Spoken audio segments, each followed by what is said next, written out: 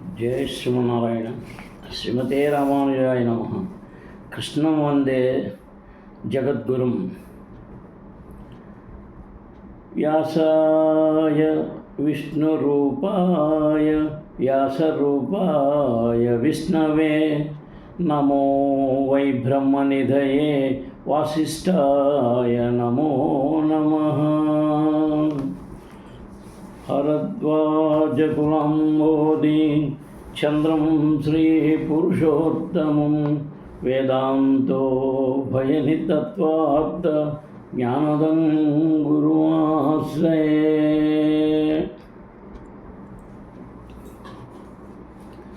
కృష్ణం వందే జగద్గురుం. మనం శ్రీమద్ భాగవతంలో తృతీయ స్కందంలో అధ్యాయం 5లో 39 దాకా చెప్పుకున్నాం. 40 ధాతర్యదస్మిన్ భవ ఈశ జీవా స్థాపత్రయేణ బిహత న శర్మ ఆత్మన్ లభంతే భగవం స్తవంగ్రి ఛాయాం సవిద్యా మత ఆశ్రయేమా. దాత అంటే ఓ జనక, దాత అంటే ఓ జనక, యత్ కారణమున అస్మిన్ ఈ భవే భౌతిక జగము ఈశ దేవా జీవా జీవులు తాప క్లేశములు త్రయేణ 3 విధములకు అభిహతా సదా కలత చెంది ఎందురు. శర్మ అంటే ఆనందమును, ఆత్మన్ ఆత్మ న లభంతే పొందరు.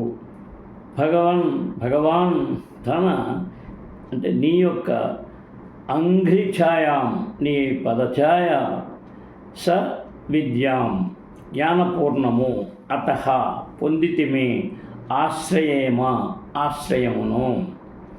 ఓ జనక దేవదేవ భగవాన్ భౌతిక జగమునందరి జీవులు 3 విధములైన క్లేశములచే నిఫాలురైన కారణమున ఏనాడును ఎట్టి ఆనందమును పొందజాలరు. కనుకనే జ్ఞానపూర్ణముకు నీ పాదపద్మ ఛాయను వారు ఆశ్రయింతురు. ఆ విధముగా మేమును వాటిని ఆశ్రయించి ఉన్నాము. భక్తియుత సేవాయుధము మానసికమైనది కానీ లౌకికమైనది కానీ కాదు. నిజమునకు అది సత్యపదము. దాని ద్వారా జీవుడు త్రివిధ తాపముల మనోదేహముల నుండి ఉత్పన్నమయ్యేడివి, ఇతర జీవ నుండి కలిగేడివి, ప్రకృతి ఉత్పాతముల వలన కలిగేటివి అవు క్లేశములు నుండి విడివడుటైనటి దివ్యానందమును పొందగలడు. భౌతిక అస్తిత్వముచే బద్ధుడైన ఎవరైనను మనిషి కానీ జంతువు కానీ దేవత కానీ పక్షి కానీ ఆధ్యాత్మిక క్లేశముల దేహపరమైనవి లేదా మానసికమైనవి నుండి అది భౌతిక క్లేశముల ఇతర జీవులచే కలుగునట్టువి నుండి అధిదైవిక క్లేశముల ప్రకృతి ఉత్పాతములచే కలుగునవి నుండి కష్టములకు గురి కావలసినదే. బద్ధ జీవనమునందరి క్లేశముల నుండి విడుదలను పొందుటకు కావించిన తీవ్ర సంఘర్షణయే అతనికి ఆనందమును కలిగించగలదు. కేవలము ఒకే విధానము అతడు రక్షింపబడగలడు. అది ఏ శ్రీకృష్ణ భగవానుని పాదపద్మముల ఆశ్రయమును పొందుట. తగినంత జ్ఞానం లేనిదే ఎవరును భౌతిక క్లేశముల నుండి విడిపడజాలరనే వాదము నిస్సందేహముగా సత్యమే. కానీ భగవానుడు అంటే భగవానుని పాదపద్మములు ఆధ్యాత్మిక జ్ఞాన పూర్ణములు కనుక వానిని ఆశ్రయించుటకు అవసరము పూర్తి చేయగలదు. ఈ విషయమును మనము ప్రథమ స్కందము 1-2-7 నందు ఇదివరకే చర్చించి ఉన్నాము. వాసుదేవే భగవతి భక్తియోగ ప్రయోజిత జనయత్యాసు వైరాగ్యం జ్ఞానం చ యదహైతుకం. దేవదేవుడకు వాసుదేవుని భక్తిమయ సేవయందు జ్ఞానము లేని ఏదియును లేదు. జ్ఞానలేమి ఏదియును లేదు. భక్తుని హృదయం నుండి అజ్ఞానాంధకారమును తొలగించవేసేది కార్యమును అతడే స్వయముగా చేపట్టును. ఈ విషయము భగవద్గీత 10:10 యందు అతనిచే ఇట్లు ధృవపరచబడినది. తేషాం సతతయుక్తానాం భజతాం ప్రీతిపూర్వకం దదామి బుద్ధియోగం తం యేన మాముపయాంతి తే. తాత్విక కల్పనము మనుషునికి త్రివిధ తాపముల నుండి ఉపశమనము కలిగించజాలదు. భగవద్భక్తి లేకుండా కేవలము జ్ఞానము కొరకై యత్నించుట అనున్నది విలువైన కాలమును వృధా చేయుటే కాగలదు. అమ్మా తర్వాత మార్గంతే ముఖ పద్మనీడై ఛందః సుపర్ణైర్పటయో వివిక్తే యస్యాఘమర్షోదసరిద్వరాయాః పదం పదం తీర్థపదః ప్రపన్నాః. మార్గంతే అన్వేషించుచు యత్ వలే తే నీ యొక్క ముఖ పద్మము నీడై అట్టి పద్మాశ్రయమును స్వీకరించిన వారిచే ఛంద వేదమంత్రములు సుపర్ణై టెక్కలచే ఋషయ మహర్షులు వివిక్తే నిర్మల మనస్కులు యస్య యవ్వానిని అఘఘర్షవుదా అంటే సమస్త పాపకర్మముల నుండి ముక్తి నొసుకున్నది. పరిత్ నదులు పరాయా అంటే పరమోత్తమము పదం పదం అడుగడుగున తీర్థపద యవ్వాని పాదపద్మములు తీర్థస్థాన సమములో ప్రపన్నా ఆశ్రయించి నీ పాదపద్మములే స్వయముగా సమస్త తీర్థస్థానములకు ఆశ్రమై ఉన్నవి.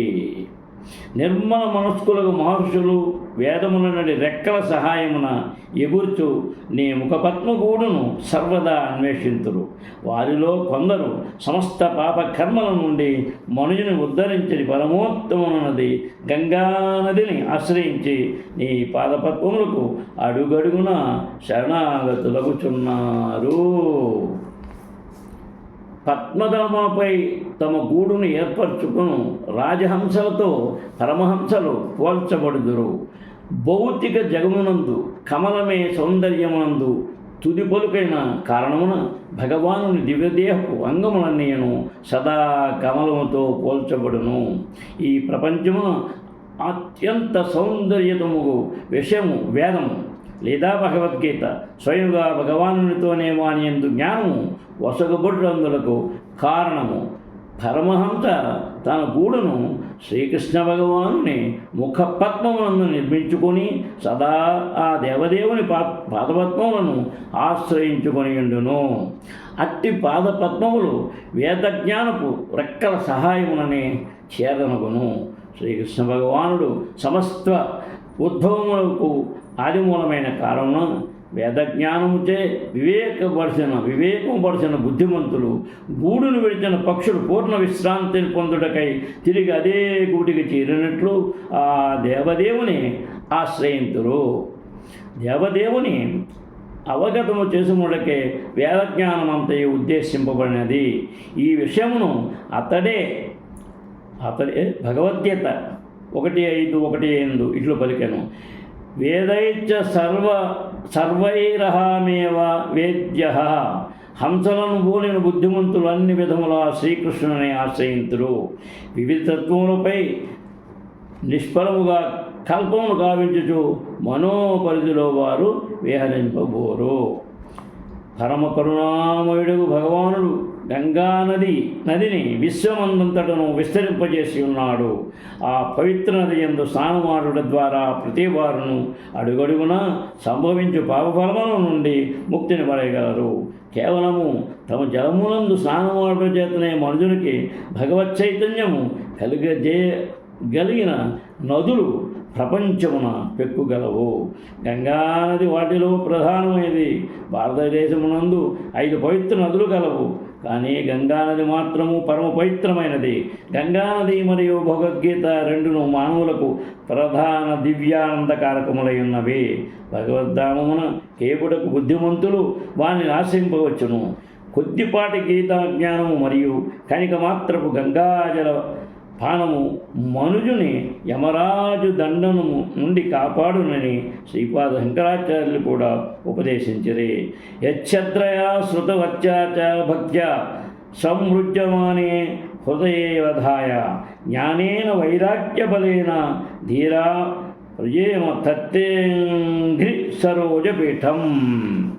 యత్ దేనిని శ్రద్ధతో శృతవచ్చ వినుట ద్వారా చ అంటే కూడా భక్తితో సంవృజ్యమానే శుద్ధిపడి హృదయమునందు అవధాయ జ్ఞానము జ్ఞానేన జ్ఞానముచే వైరాగ్యము బలేన బలముచే ధీరుడు వ్రజేమ అంటే చేరవలెను. తత్ ఆ తే నీ యొక్క అంగ్రి సరోజ పీఠం పాదపద్మముల పుణ్యస్థానమును. శ్రద్ధాభక్తులతో నీ పాదపద్మములకు గూర్చి శ్రవణము చేయడం ద్వారాను వాణిని హృదయమునందు ధ్యానించడం ద్వారాను మనుజుడు శీఘ్రమే జ్ఞానోద్దీపితుడుగును వైరాగ్యమును చే ధీరుడగును.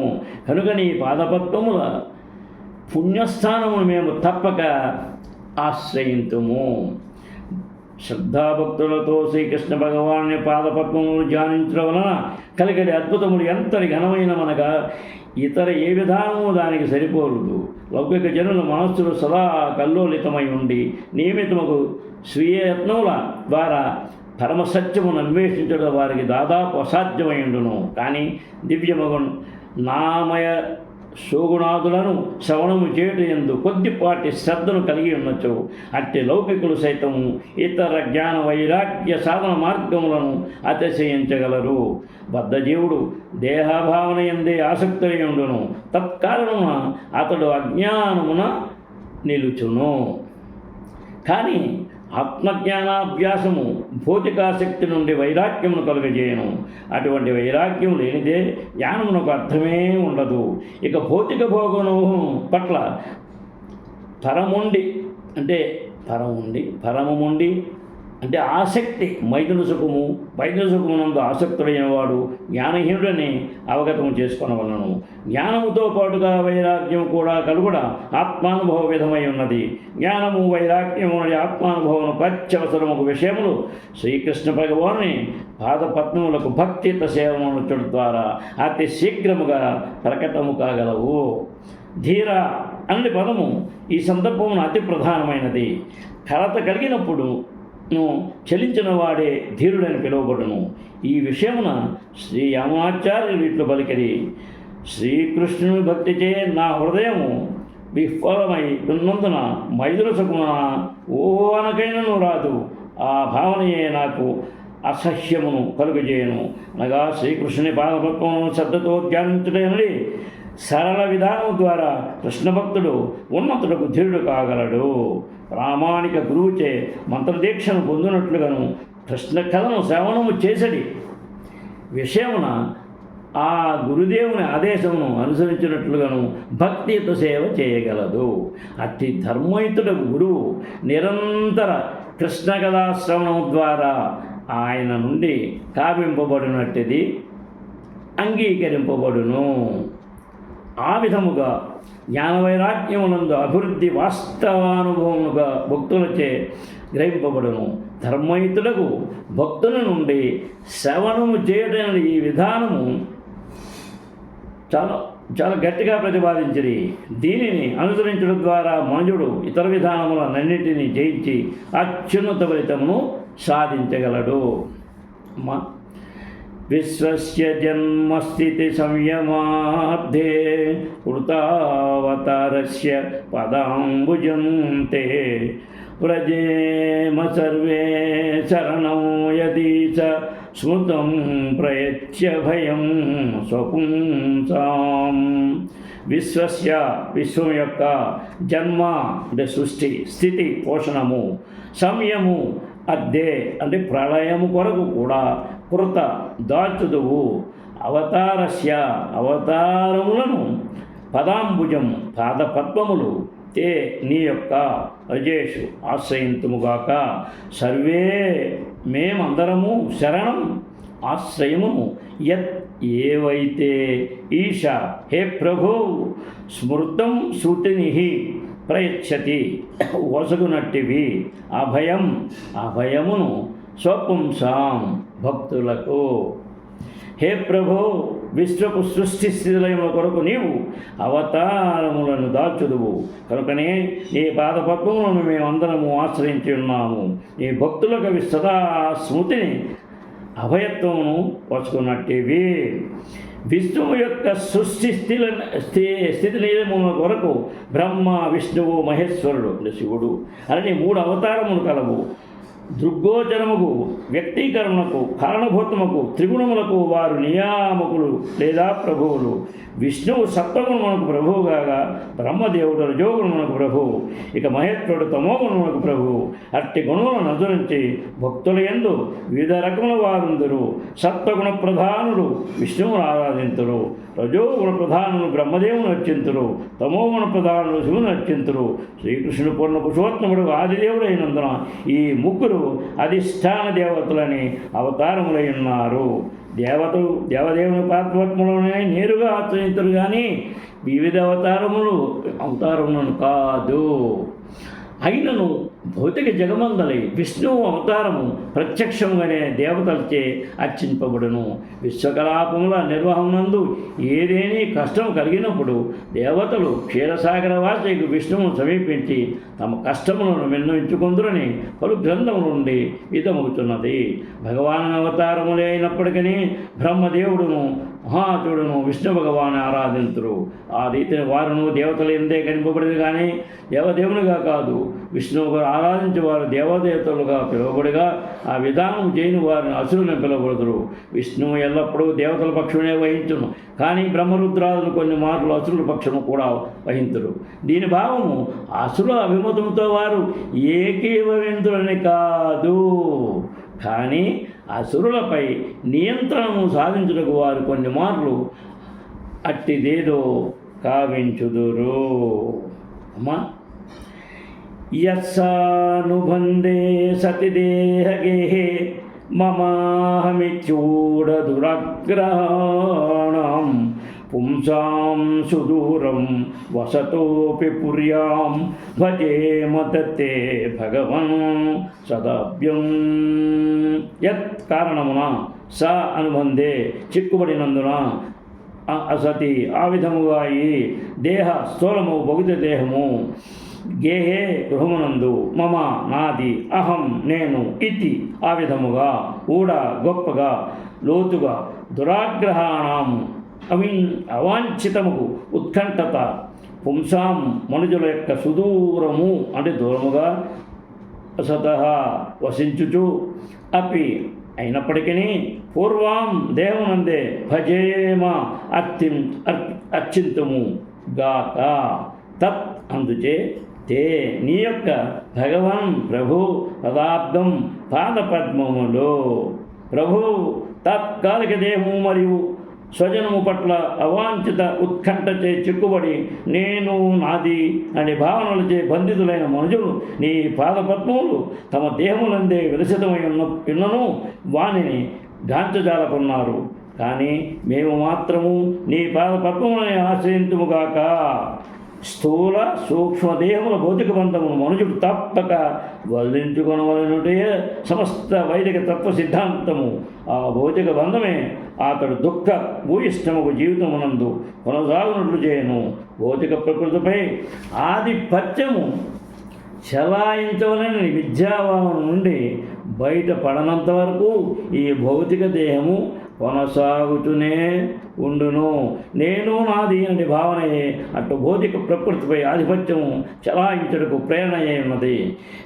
కానిపించు సమస్తమునకు నేనే ప్రభువును, ఎన్నింటినో నేను కలిగి ఉన్నాను, మరిన్ని నేను పొందబోదును. ధనము మరియు విద్య నాకన్నను గనుడెవడు. నేనే ప్రభువును, నేనే భగవంతుడను, నాకు అన్యముగా వేరెవరు కలరు అనడి భావనలన్నీ అహం మమ అను తత్వమును నేనే సర్వస్వం అనే భావనను ప్రతిబించును. అట్టి భావనతో నడబడిబడి వారు ఎన్నడను భవబంధము నుండి ముక్తిని పడేయజాలరు. కానీ నిరంతరము భవక్లేశములచే పీడితులయ్యేడు మనుజుడును కృష్ణ కథను శ్రవణము చేయుటకు అంగీకరించినచో ఆ బంధం నుండి ఉపశమనమును పడేయగలడు. అవాంఛితముకు సంసారాపేక్ష నుండి విడుదలను పొంది జీవితంలో శాశ్వత స్వాతంత్ర్యమును గాంచుటకు నేటి కలియుగమునందు కృష్ణ కథాశ్రవణ విధానమే అత్యంత ప్రభావశీలముకు సాధనమై ఉన్నది. కలియుగము పాపకార్యములతో నిండినట్టిది. జనులు ఈ యుగ లక్షణములను చెక్కే అలవాటు పడి ఉన్నారు. కానీ కృష్ణ కథాశ్రవణము కీర్తనం ద్వారా మనుషుడు నిక్కముగా భగవద్ధామమును చేరగలడు. కనుక సమస్త దుఃఖముల నుండి ఉపశమనం పొందుటకు అన్ని విధములుగా కేవలము కృష్ణ కథను శ్రవణం చేయుటకే జనుల అభ్యాసము కూర్చబడవలెను. జై శ్రీమన్నారాయణ. శ్రీమతే రామానుజాయ నమః. కృష్ణం వందే జగద్గురుం. శ్రీకాంతాయ కళ్యాణనిధే నిదర్శినాం శ్రీవేంకటనివాసాయ శ్రీనివాసాయ మంగళం. సర్వే జనా సుఖినో భవంతు. జై శ్రీకృష్ణ.